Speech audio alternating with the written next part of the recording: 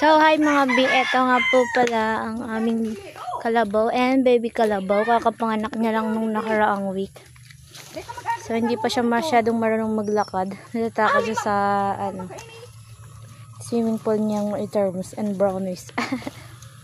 Mar! Tinatawag siya ng kanyang nanay. Hindi siya makadaan kasi natatakot pa siya. Mar! Ayak! May putik pala. Dalasikan ako ng putik mga be. May putik siya. May putik. Ayan, nagagalit ng aking tatay. Oh. Mar! Mar! Ayan, so papuntahin siya kay nanay niya. Ayan.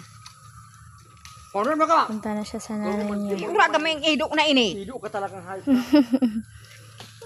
Ayan. Oh, ayan na sa nanay niya. Nagagalit ang aking nanay. Papuntahin din sa hararo. Aso. Punta ka niya sa tumugan. Ayan na. Finish. Bye bye mami. Ang aking tatay na ulaga. Sayda. Video yan. Si Ika. Bibi. Bye bye.